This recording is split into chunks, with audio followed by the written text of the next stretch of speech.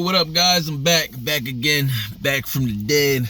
Not literally, but I'm gonna build some consistency on my page, man. I promise. I got too many people that still watching my channel and waiting for me to upload. Every time they see me, they say something. But yeah, guys, been going good, man. Just been grinding. I know some of y'all probably seen my fitness journey. Working on staying consistent with that. I'm still doing stand-up. I spoke to a comedian, and that just has nothing to do with the video, but I just want to get this out there. I probably won't be posting it as much because I want to work on the craft of comedy. I don't really care to go viral about it, but I'm definitely trying to get the money right around comedy, so I don't have to be stressed trying to get better at comedy, if that makes sense. So yes, I'm still doing it. I'm still sharpening my tools, but right now I'm working on my fitness and my bag, so that's really where I'm at with it, guys. But the title of the video, we gotta get dangerous again, guys. I don't know if we noticed, but a lot of things happening around us, it's just not. I'm gonna use my own example, so to speak. So I went to the hospital. I've been eating like crap. Back eating healthy, but I've been eating like crap for a little while, and I had my heart was feeling weird. Never really felt that feeling before. I wanted to make sure that it wasn't nothing serious. Went there, they did the blood test and everything like that, said it was nothing serious. They wanted me to get some more tests, and I'm probably gonna get a second opinion, because that's what I'm learning, that is better for you to just really know, so you can sleep good at night. But instead of just getting one opinion and then going off that and then something happened, because we see that all the time, and then you just never really know. So I'm gonna get a second opinion. But it really just got me to thinking, my doctor was just basically saying, hey man, you seem like a big dude, you have you have body fat on you, but you have a muscular stature, how long have you been working out? And I told him how long. He was like, well, sir, if you clean up your eating, no offense, you wouldn't really have this issue. And when he said no offense, something went up here. I'm like, here's this man that went to school probably for years on end, paid a whole bunch of student loan debt, makes a whole bunch of money, and he's telling me no offense because he's doing his job trying to save my life or trying to make sure my life is good. And I'm just sitting here thinking, yo, are we this far gone as men that we have to, that a doctor, a cardiologist has to say, hey, no offense, but I think you should stop eating bad foods. No offense, but if you have a sedentary lifestyle, I'm gonna need you to get more active. No offense, you're overweight. And I'm just like, is this how far we've gone? And then you start to really look at things around us, and guys, I don't want to get into the whole blaming women thing. The higher ups, they got their little cards they're playing, and I really could care less. I really try to focus on what I can focus on, what I can control. And it just gets me to realize, yo, not only are celebrities really cautious of what they say because they might lose their job, but shoot, everyday people are acting like this. I'm like, yo, what happened to men to where we just not granted, I'm not trying to offend someone on purpose, but what happened to men to where we would be able to tell somebody, hey, my dad used to tell me, hey, look, boy, you better get up off your ass and do something, or you ain't gonna have shit. You better get up off your ass and do something. I was trying to play football. You out here bullshitting. Somebody else is trying to take your job, ain't BSing. Back then, people could shoot it straight to you without having to worry about people getting offended. And nowadays, it's people are easily offended. We're sitting in front of TVs all day. We're not going to the gym. And when we're going to the gym, we're just flicking it up, walking around. We don't really have no scheduling, no organization in our exercise. We're just there to be there, which is a waste of time. That's feminine. Just being there to be there. Just to say that you're there. You being there and taking pictures in the mirror just to post it on your social media, and you really didn't put any work in. I see it a lot. Comparing yourself to others, and guys, comparison is a thief of joy. I used to do it a lot too, but you got to stop. I know it's easier said than done, but try to, if you're not looking at this person to say, okay, I want to lift weights, this person looks like they're in shape, let me see how they're training this body part to see if maybe their form is better than mine. Maybe I'm doing something the wrong way. But if I'm not admiring this person or giving like a big up, I can't even worry about it. You know, and like, there's a quote that goes around that says, tough men create good times and good times create weak men. I think that's the quote. Don't quote me on that, but, and it just got me to realize, like, yo, the gift and the curse of technology.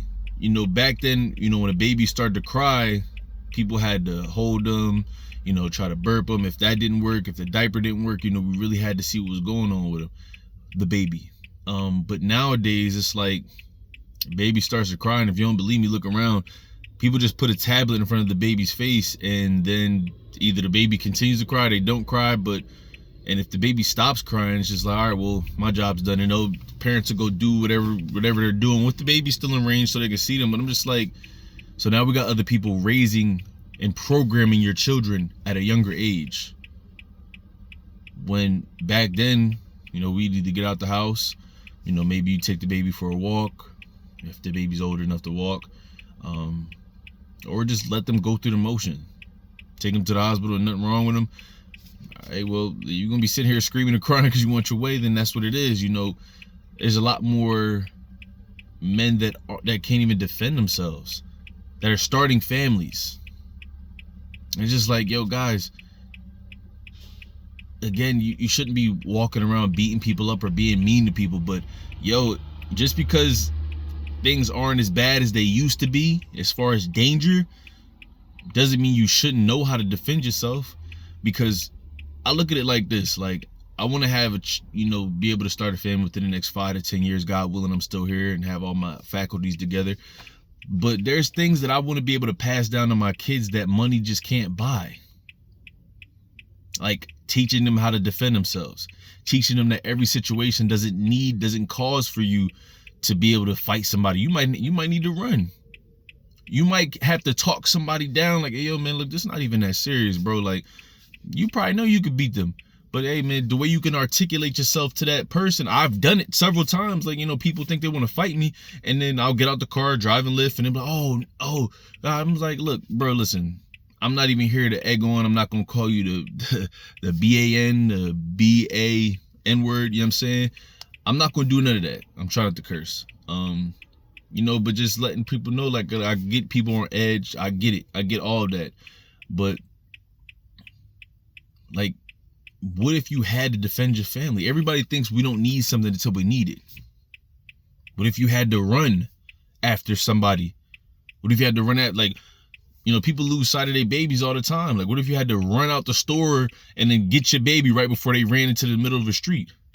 What if you had to swim to get your family? What if you just had to articulate yourself to be able to get your family out of a situation? I mean, it's a book called The Art of the Deal. Most things that you see, most people that you see getting ahead in life, they had to have a conversation with, whether it be somebody that's interviewing them, somebody that's trying to close a deal with them, somebody maybe trying to buy their business. Some of y'all can't read. Some of y'all don't know how to make money move or how to make money work for you.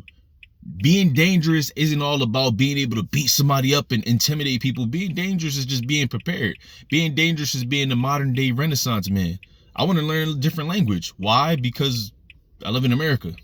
I want to also travel the world. I don't want to rely on a tour guide to get me around and be speaking in different languages and I really don't know what they're saying. For all I know, they could be setting me up. It's happened. Not to me, but I mean, read stories, search YouTube. You know what I'm saying? Like, I don't have no problem playing the game unless all your work that you're supposed to be getting is done. Whatever your purpose is, all that needs to be getting done. I got to go to the gym. I just told y'all, I write, study, stretch, meal prep. Those things ain't getting done. I'm not watching BMF. I'm not watching the Bucks. I mean, we're not in the playoffs no more. I'm not watching football as much as I love it. Not watching basketball. I'm not watching nothing if it didn't get done. I've spent a decade of my 20s doing that and it got me nowhere. Now, granted, in my 30s, I can only speak for myself. I feel reborn. I don't know what happened, but mentally I felt a sense of urgency and I just felt alive. Like, and I was watching, shout out to First Man. He said, like, you know, 30s are kind of like the beginning for men. And, you know, being able to look at certain things in a different way. If you look around, guys, most of the men that are really killing ish, they're in their mid to late 30s, early 40s, early 50s, and they just having their way. Times have changed, bro. Now, I understand women, they want to have babies and their body goes through a whole lot of transformations in order for them to get to that. But we're men. We don't have to carry children. We don't have certain things going on in our bodies to where, you know, after a certain age, certain things just aren't safe for us. Like, yo, if you take care of yourself, yeah, man, if you getting older and you just not going to the hospital, you're not going to the doctors every time you think something is wrong with you, you're lazy. Because eventually you're going to be a liability to your family. And I see that a lot. I'm black. So I see a lot of times in our community, we wait till the very last moment to get something done. You know what I'm saying? So guys, I just wanted to leave y'all at that, man. Let's start working on being dangerous. You know, I'm going to keep vlogging my fitness journey. Y'all going to see some things from comedy here and there, but guys, I'm really working. I want y'all to really work. I'm going to show y'all the work, my body. I don't want to flash finances, but I'm going to show you how, you know, I got myself out of a hole, you know, being the old me going into the new me, guys. Like, you know, it's a lot of things happening around us. And look, you know, we can blame women all we want. They're not blameless, but men allowed it to get to this point. So to all my brothers out there, all my kings, it's time we reclaimed our glory. One day at a time. I'm out.